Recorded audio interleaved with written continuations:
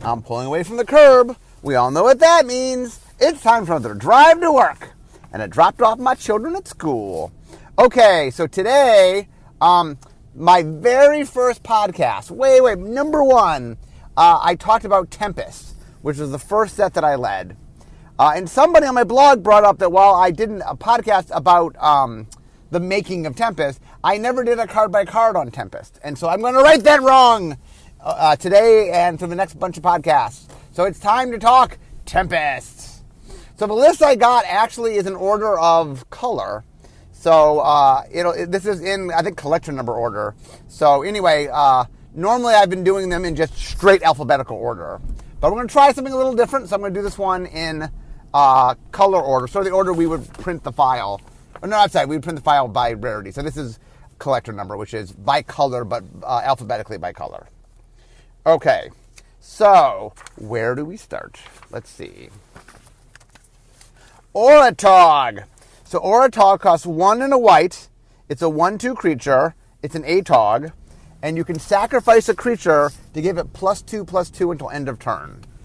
So the ATOG story, so the original ATOG came out in Antiquities. And you could it was 1 and a red for a 1/2 creature. You could sack an artifact to give it +2/+2 until end of turn. And I loved ATOG. It was my favorite card for a while. And so when I was working on Mirage, they had this green creature that ate forest to give itself +2/+2. And I remember going, guys, this, if we say an untapped forest, this is a green. It's a green ATOG. And so we ended up making it for ATOG. Okay, well, it was a red ATOG. There was a green ATOG. And then in the next set, we ended up making Necrotog that ate. We ended up making Chronotog that ate turns. Then we made Necrotog that ate the dead. So we knew that we had, this was the next set, and we had to finish the cycle. We had a red, a green, a blue, a black. That meant we need a white. So the question was, what would a white ATOG eat? We decided it would eat enchantments. And once we decided that, it was pretty much just following the template, right? It's 2 mana, 1/2, sack the thing you care about, it gets +2/+2 till end of turn. And then we ended up making Oratog. So that was kind of the completion of. Back in the day, back when I was working on all the development teams, I was very fond of doing cycles across sets. Now that I don't, now that I'm more in charge of the beginning part of the process, the end part of the process, and I less have control over individual cards. We do less of those cycles. I think I really like doing them, which is why we did so many. Okay, next, Avenging Angel. 3 white. It's a 3/3 angel. It's a creature. It is flying. When Avenging Angel dies, you may put it on top of its owner's library. So I remember about this idea. We liked the idea of an angel that just kept coming back. And we tried a bunch of different things. We tried it could get itself out of the graveyard. And in the end, we decided, we played around with dying to top a library. So the idea was, if it died, you got it. So the idea, you never sort of lost it. But when it died, 2 things would happen. One, you would lose your card draw, essentially, because you have to draw it again. So you'd lose your card draw to get it. And then you had to cast it again. So it was sort of like an angel that couldn't die exactly, but there was some effort to get the angel back out. And I thought that was pretty cool. Okay, next. Circle of Protection Shadow. 1 and a white enchantment. 1, the next time a creature of your choice with Shadow would deal damage to you, prevent this damage. Okay, there's a lot of baggage in this one. So first off, let's talk Shadow a little bit. So Shadow was a mechanic that Mike Elliott had made. It was part of he had made a set called Astral Ways. So before Mike came to work for Wizards, he made his own Magic set. When he got hired by Wizards, they paid him for his set. And the first set he worked on for design was Tempest. This is the first set I did, and Mike and I had talked a lot about wanting to do design. So when I got the opportunity to lead a team and I could pick my team, the real short story of that is Richard hadn't done any Magic design since Arabian Nights. Talking with Richard, he said he was interested in doing another Magic design. So I went to the powers that be, said, if Richard was on my team, could I lead the next Magic design? And they said, Richard will be on the team? I go, yeah. Okay. And they said that I could pick the rest of my team. And so Mike and I talked a lot about wanting to do design. So I put Mike on the team. And then Charlie Catino rounded out my team. Anyway, Mike, because this was the first set Mike had worked on, he brought a bunch of stuff in that he had done on Astral Waves. The two most famous is Shadow and Slivers. Both of those came from Astral Waves. And then the flavor was that one of the things we said about Wrath was Wrath had been grabbing creatures from other planes and sticking them on Wrath. Wrath was an artificial plane, and they were populating it. And some of the creatures that they tried to bring got stuck in between, and so they weren't quite in the old world of a new world. And that was represented by the Shadow realm and the Shadow mechanic. For Shadow, for those who don't know, means if I have Shadow, only creatures with Shadow can block me. And I can only block creatures with Shadow. So it's kind of like high flying, where I'm a flying creature that can only block flying creatures. Anyway, so this set actually had all 5 of the normal circle protection. So in Alpha, Richard made 5 circle protections. They were enchantments. They cost 1 and a white. And then for 1 mana, you can prevent all damage from a source of the appropriate color. And the idea being that white was the most defensive color. If I get these out, oh, well, it's really hard to defeat me. If you have all red creatures and I have circle protection red, it becomes very hard to defeat me. I don't know why we felt the circles take up a lot of space, and they can be pretty nasty, especially against a monocolor deck. But I don't know. It was back in the day, and so the set had all 5 circle protections. Plus, because Shadow was a thing, we decided to give you some protection from Shadow. So we made a circle that could protect you specifically from Shadow. So we had a circle protection Shadow. So there were 6 circles of protection in the set. But I think the idea was we were a little concerned that if Shadow ended up being really good and you weren't playing Shadow creatures, we wanted something in your sideboard that could deal with Shadow creatures without... Because if you side in 1 Shadow creature, the chance that you draw the 1 Shadow creature is not super high. So this was kind of a sideboard answer for Shadow creatures. That was the idea. Okay. Next.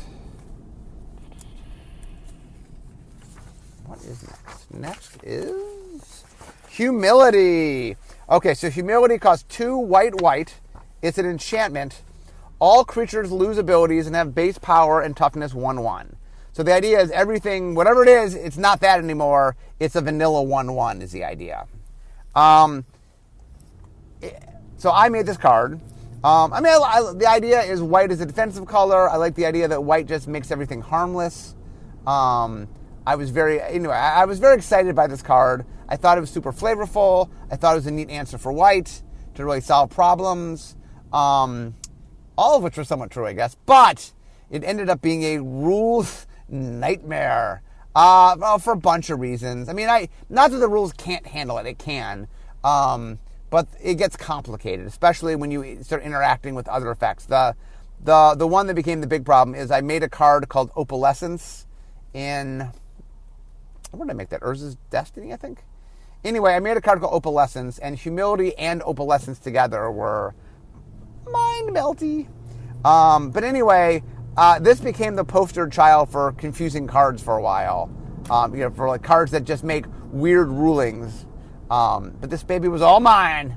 I did like the card. I do think it's flavorful. I do think the effect in a vacuum is it's a fun effect. Not fun, but an interesting effect. But that's Humility. Next, Light of Day. 3 and a white enchantment. Black creatures can't attack or block. So one of the things we did in this set was we made a cycle of color hosers. But we weren't goofing around. These weren't like... back in the day, for those that don't know their history of Magic, including Alpha and stuff, the color hosers were crazy strong. Alpha had some really strong color hosers, and we were continuing in that. And so Tempest made some strong... This is not the strongest of the color hosers, but it's pretty strong. The idea that, you're playing a mono black deck that maybe has creatures, and, those creatures can't attack or block. Oh, and by the way, I'm an enchantment, and you're black, so you can't deal with it, was pretty nasty. Anyway, so there was a whole cycle of them, but we did it on purpose. One of the ideas was back in the day is we really liked, I mean, color pie philosophy is important. I like the idea that helping your allies and hurting your enemies really reinforces what's going on. So it's kind of cool to have. This, by the way, was not. This was a cycle, but it was a 10-card cycle because it had each card affecting its enemy. So there was a white card that hurt black, and then a white card I think that hurt red. I think, or was it a one-way cycle? Let me think about that. It might have been a one-way cycle. Now that I think about it, is there a white? No. I think it was 10. I think. Well, we'll see as we go through. I think it was 10 cards. But anyway, there's some really potent, used in larger formats potent because it's quite powerful. Okay. 1 second, guys. As we'd like to say, safety first. Okay, I'm now safe, so we can continue. Okay. Next.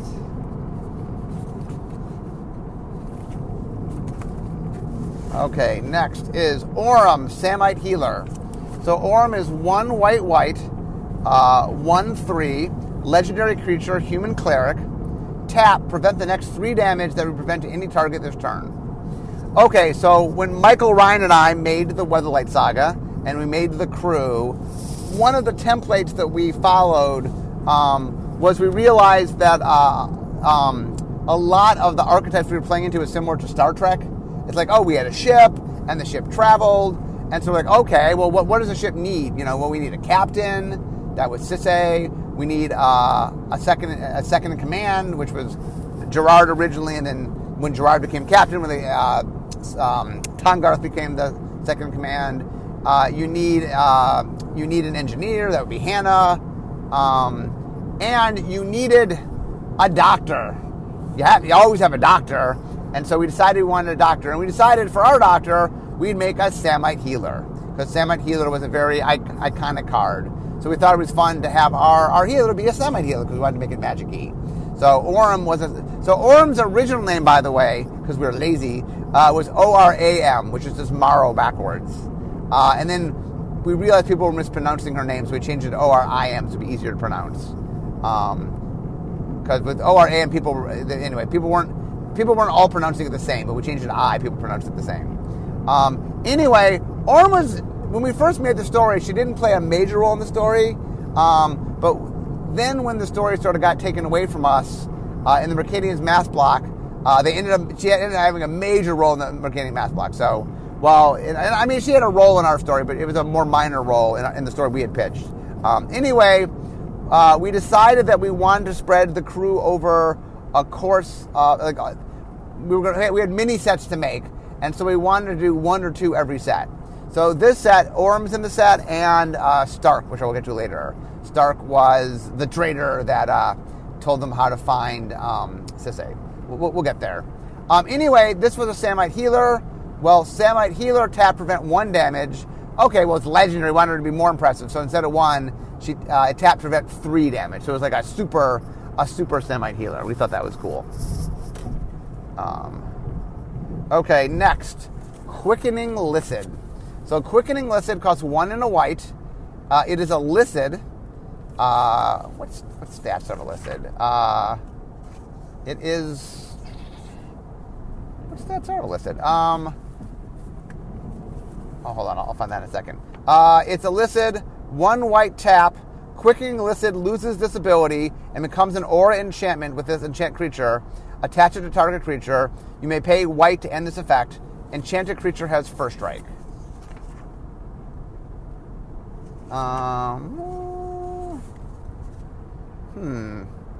Okay, I'm missing the power toughness. My guess it was this was the commons, and the commons were 1/1s. So I believe. Hold on. Oh, it's a 1/1. I was right. It's a 1/1. Okay, so the idea of the Lycid. So Mike Elliott and I each came up with a slightly different version. Mike came up with the Lycids.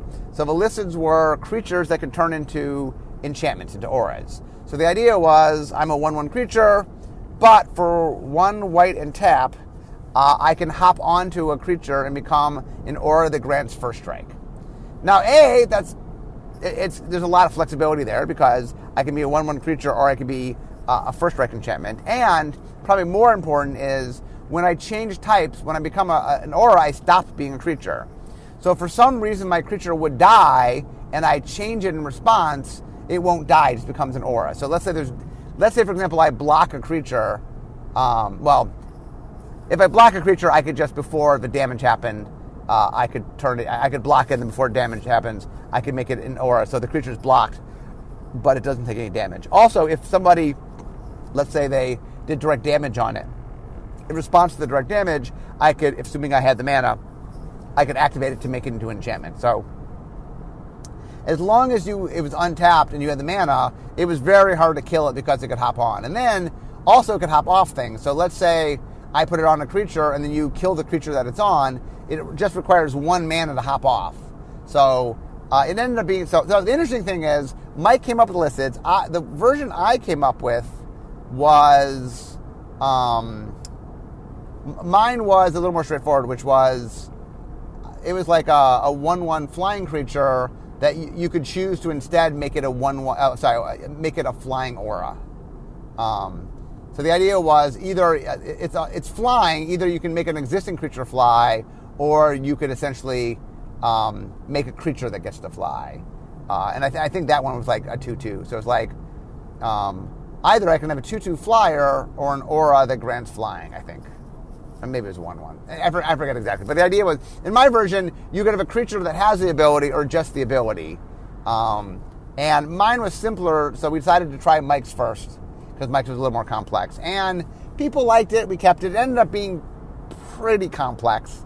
I know the rules manager, whenever we would bring up listids, used to they pretend like they didn't exist because they were annoying to them. But anyway, there's a cycle of 5 or 10 listids. There was 5, maybe in this set there was 5 listids, and then maybe we did listids in the next set as well. Okay, next.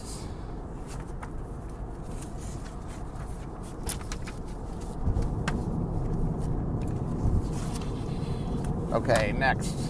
Spirit Mirror. Okay, so Spirit Mirror costs 2 white. It's an enchantment.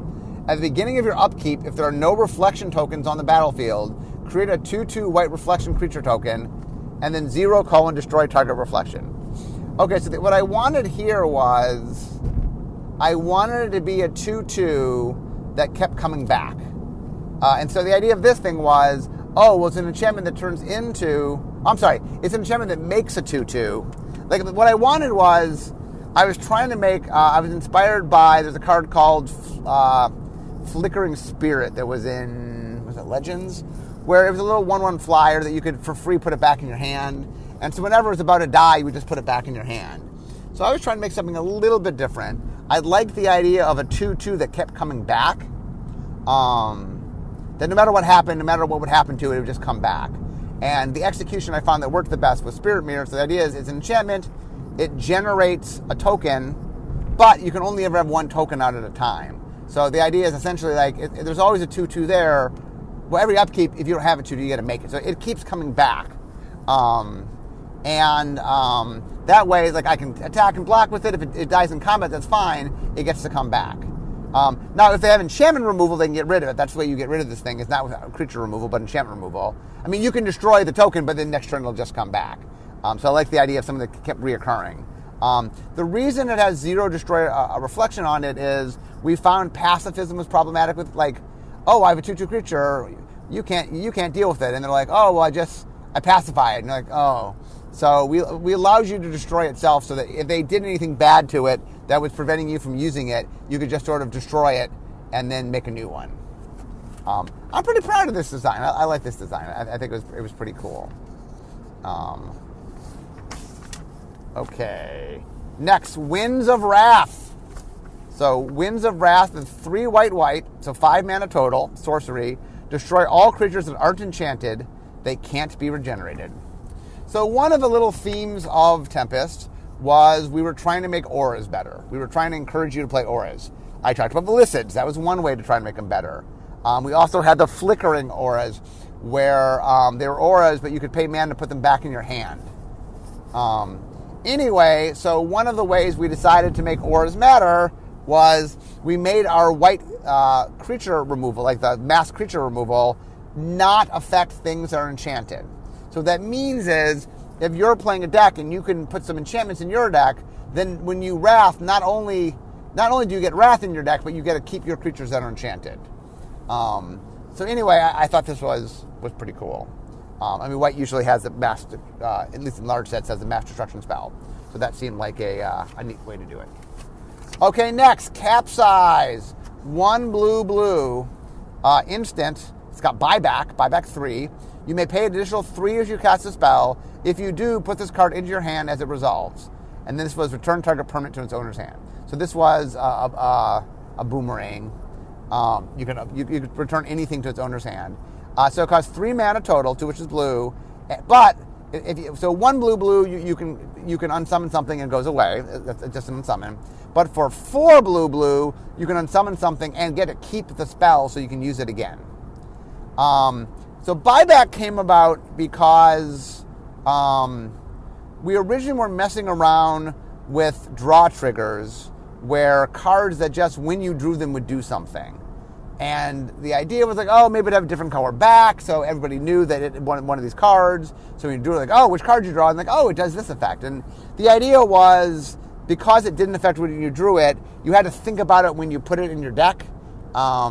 Anyway, it ended up not working. But Richard independently had come up with a different thing when that fell through. And his idea was imagine spells that you could pay to keep them around. And so Richard suggested this. We liked it.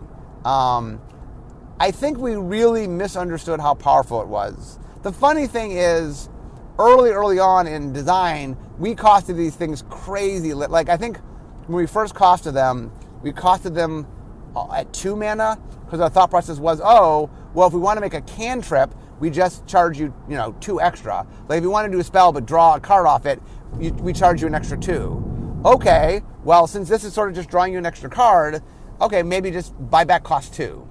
What we forgot is that every turn gets to draw you a card. So anyway, we ended up having to cost it more. Okay, Chill, 1 and a blue enchantment. Red spells cost 2 more to cast. This is a part of the Hoser cycle. We had made a spell, or Richard made a spell in white that made all black spells cost more. Made a black spell that makes all white spells cost more in alpha. Sorry, I had that backwards. White had karma. Anyway, we made a blue version of that for red. The idea being that blue is the color that did counter spells, and nowadays white is the color that proactively would do stuff like this, but in the day it was blue. Okay, Dismiss. I'm talking about adding 2 mana. So counterspell, it costs blue. Counterspell was in the set, by the way. Tempest had counterspell for blue. I don't know what was common or uncommon. I think Richard put counterspell originally at uncommon in alpha, and I think we put it down to common in Tempest. I think it was in common in Tempest. Anyway, at uncommon, we made Dismiss, which was just counterspell, but cantrip counterspell. So in Ice Age, the Ice Age team came up with the idea of a cantrip. And originally, you would draw a card at the beginning of the next turn. But we eventually realized we could have you draw it right away. And so cantrips were the idea of a spell that just has a rider that lets you draw a card. So we had made a lot of basic effects like, oh, we'll do this basic effect, draw a card. We hadn't done counterspell yet, so I made Dismiss, which was just counterspell with draw a card. Obviously, counterspell ended up being a little too aggressive, so Dismiss obviously ended up being a little bit too aggressive. But it's a very good spell. I think it still gets played in older formats. Okay, Duplicity. So Duplicity is 3 blue enchantment. When Duplicity enters the battlefield, exile the top 5 cards of your library face down. At the beginning of your upkeep, you may exile all cards from your hand face down. If you do, put other cards you own exile with Duplicity into your hand. At the beginning of your end step, discard a card. When you lose control of Duplicity, put all cards exiled with Duplicity into their owner's graveyard. Okay, so the reason I talked about this one is there's 2 cards in Tempest that were cards I'd made long before I got to Wizards. Duplicity and Scragnoth, which I'll get to. Scragnoth's in green.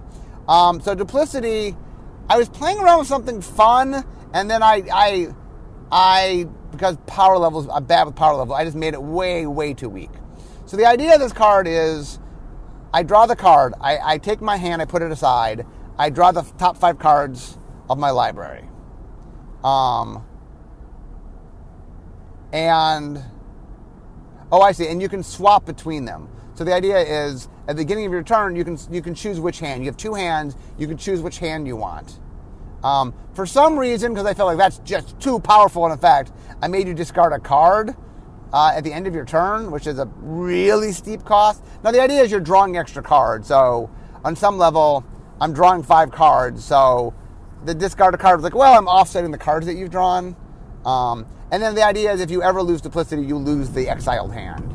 So it's a neat idea. It's like you have 2 hands and you can change between them. I just, like, I'm not sure whether the card, like having you discard a card really made the thing hard to use and made it a little kind of weak. I do like the novelty of the card, and I do like the general idea. I think I would later go back. Did I ever go back and remake that card? I tried to remake that card. Did I ever remake it? I don't remember remaking it, or I don't remember succeeding in remaking it, so maybe I didn't. Maybe one day. Okay, Escape Shapeshifter, 3 blue, creature, Shapeshifter, 3/4. As long as an opponent controls a creature with flying, not named Escape Shapeshifter has flying. The same is true for first strike, trample, and protection from any color. Okay, so the idea was, if somebody has an evergreen keyword, I have an evergreen keyword. Now, the way this works is you have to name them. The game does not do good defining keyword or evergreen keyword, so you have to literally name them. So you can, at the time of Tempest, those were the keywords that, I guess those were the keywords we had? First strike, trample, protection, and flying. Yeah, that was the keywords we had. I mean, I guess, banding had been a keyword, and as of Tempest, there's a story I'll tell later in one of the later podcasts. Banding was going to be in Tempest and then got pulled, but Tempest was the first set to not have banding. So at the time, I believe those were the keywords. I guess Landwalk existed. For some reason, we didn't list Landwalk, although Landwalk did exist as a thing. Anyway, the idea here was, I'm a shapeshifter. As long as anybody else has an ability, at least of the evergreen abilities, I get the ability. Yeah, the funny thing about this card is I've made this card numerous times. I like this card. The card has been a couple different colors, and I made a black version that looked at Graveyard. But anyway, this I think is the first time. This is the first time I made this card. I absorb the abilities of those around me. It is something. It is a superpower you see a lot in comics, and I think my guess is that's where my inspiration was. I'm not 100%, but I guess that's where my inspiration came from. And so I thought it'd be fun to have a shapeshifter that could take other people's powers. I mean, or not take it from them, but copy them. Okay, next, Intuition. So Intuition costs 2 and a blue. It's an instant. Search your card for 3 cards. Search your library for 3 cards and reveal them. Target opponent chooses one. Put that card into your hand and the rest into your graveyard. Then shuffle your library. So the idea that when I made this card was you went and got 3 different cards, and then your opponent chose one and you got that, and the rest went to your graveyard. The problem was I forgot to write down different cards. So after the first play test, I'm like, oh, guys, I forgot. Or one of the later play tests. I think this might be a rare, so I mean, it didn't come up and all that. But eventually there was a play test and we had it. And I'm like, oh, wait, guys, this is, it's not supposed to be, it's supposed to be 3 different cards. And the team was like, no, we like it like this. I go get 3 of the same card. And I go, but that's not, the whole point is your opponent making a choice. If you get 3 of the same card, that's far less interesting of a choice. And like, oh no, but it's very powerful. I'm like, I get it's powerful, but that's not what I wanted to do. And I got outvoted. And so we ended up not changing it, even though that's not at all what I intended to be. So I ended up making Gifts Ungiven, which was in, I think Champions Block. So I ended up remaking the card. I had it do 4 instead of 3 just to make it a little bit different. But I did go back and eventually do it the way I wanted to do it. But that card was not made the way the guy who made it, intended it for it to be made. Okay, Legacy's Allure, blue enchantment. At the beginning of your upkeep, you may put a treasure counter on Legacy's Allure. Sacrifice Legacy's Allure, gain control of target creature with power less than or equal to the number of treasure counters on Legacy's Allure. Okay, this card, I think this card was made by Mike Elliott. Either Mike or me. I'm going to give Mike the credit here. I think Mike made this one.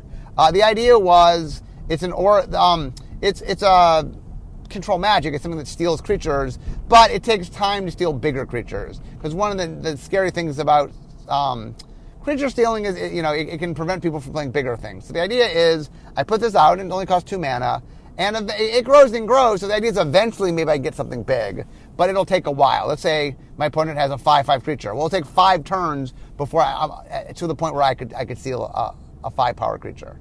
But anyway, this spell would inspire a whole cycle of spells in Urza's Saga.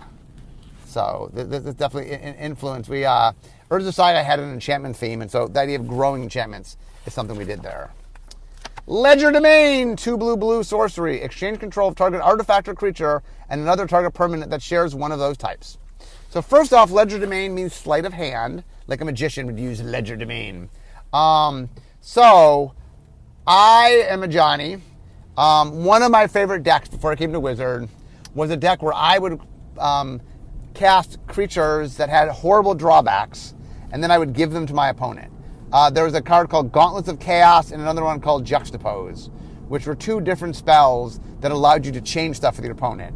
But both of them required jumping through hoops, and I was like, oh, come on, can I just make it, I just want a clean version of this effect. I like this effect, I just want a clean version. So you can tell it was my set, my first time having a set.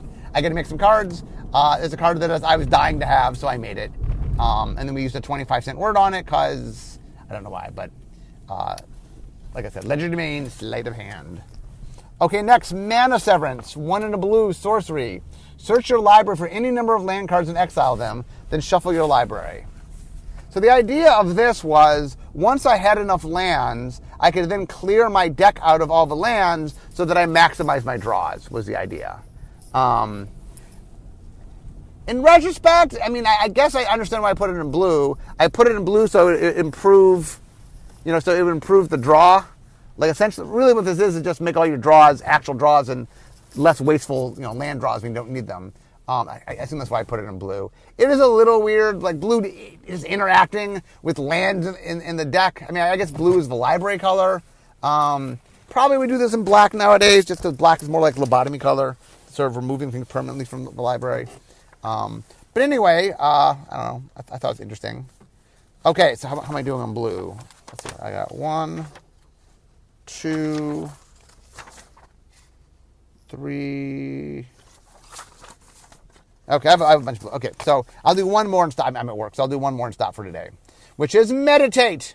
So Meditate is 2 and a blue, so 3 mana total, 1 which is blue. Instant. Draw 4 cards. You skip your next turn.